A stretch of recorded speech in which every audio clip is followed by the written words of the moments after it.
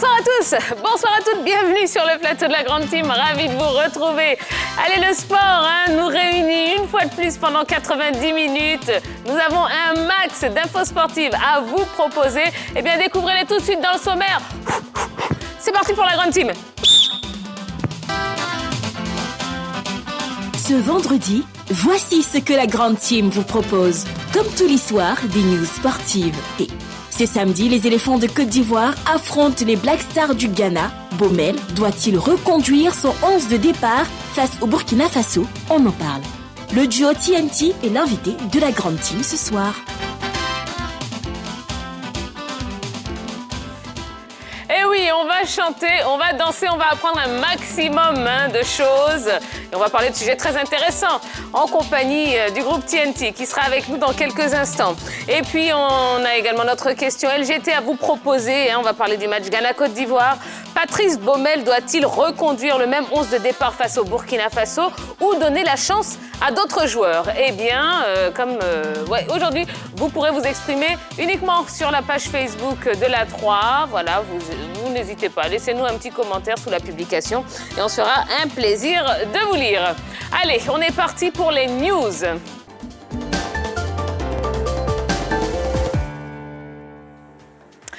Et on commence avec de l'athlétisme. Les championnats d'Afrique 2021 annulés. Les 22e championnats d'Afrique seniors ne se tiendront pas cette année. La Confédération africaine d'athlétisme a annulé ce rendez-vous. Initialement prévu à Alger du 22 au 26 juin, les championnats d'Afrique seniors avaient été reportés avec le désistement de l'Algérie. Le Nigeria, qui avait souhaité accueillir le rendez-vous continental, vient de jeter l'éponge à son tour à cause de la pandémie de Covid-19. Un coup dur pour l'athlétisme africain à un mois des Jeux olympiques de Tokyo 2021. Talou sur le podium du 200 mètres à Rome. Marie-Josée Talou a fini à la 2e place du 200 mètres féminin de la 3e étape de la Diamond League 2021, courue jeudi à Rome et Florence en Italie. La sprinteuse ivoirienne a achevé sa course en 22 secondes 58 centièmes derrière la Britannique Asher Smith Dina en 22,06 et devant la Suissesse Mujinka Kambunji en 22,60. Quant à Arthur Sisségué, il a terminé à la 6e place du 100 mètres masculin en 10 secondes 35. Lors de la première étape à Doha, Talou avait fini 4e au 100 mètres quand Sisségué arborait un finish à la 7e place. La prochaine étape de la Diamond League est prévue à Oslo le 1er juillet 2021. Parlons rugby à présent, vers une candidature des États-Unis pour l'organisation du mondial.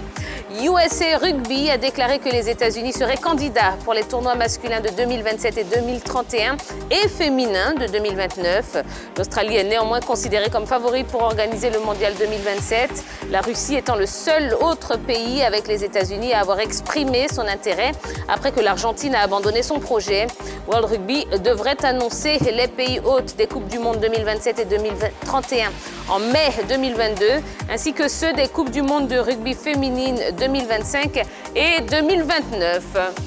Et puis en football, Sierra Leone-Bénin se jouera lundi en Guinée, alors qu'ils avaient saisi le tribunal arbitral du sport afin de demander une victoire sur tapis vert contre la Sierra Leone dans le cadre du dernier match des éliminatoires de la CAN 2021. Le Bénin a été informé jeudi que l'instance basée à Lausanne a débouté leur requête et confirmé la décision de la Confédération africaine de football de reporter le match. Cette rencontre décisive aura lieu par conséquent lundi à Conakry en Guinée sur terrain neutre. Un nul suffira au Bénin pour se qualifier pour la CAN, tandis que la Sierra Leone sera dans l'obligation de s'imposer. Et on termine avec Patrick Vieira qui a retrouvé du travail. Sans emploi depuis le 4 décembre dernier et son licenciement par la direction de l'OGC Nice, Patrick Vieira a retrouvé un employeur. Pressenti pour prendre les rênes du LOSC ou de la Sampdoria, le natif de Dakar s'est retrouvé un passe-temps en attendant de retrouver les bancs de touche. Il sera consultant pour beIN Sport durant l'Euro 2020, la chaîne possédant les droits de diffusion de toutes les rencontres. L'ancien entraîneur du New York City FC aura de la matière à commenter. Voilà l'essentiel de l'actualité sportive du jour. Eh bien, on va retrouver sans plus tarder la team qui est prête, qui s'est bien échauffée, qui s'est bien préparée. Eh bien, allons-y tout de suite. Bonsoir la team. Sartia. Comment allez-vous? Ça va très Ça bien. va, très très bien. Ça va bien? Ça va. La forme, la pêche, Toujours. la banane. Oui, c'est important. Il faut toujours garder le sourire. Et ouais, c'est le plus important parce qu'on a des téléspectateurs qui sont là, qui sont exigeants.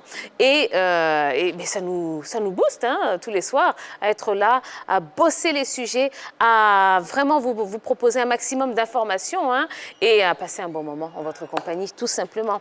Allez, je vous rappelle la question LGT de ce soir pour laquelle vous pourrez nous laisser vos commentaires sur la page Facebook de la 3.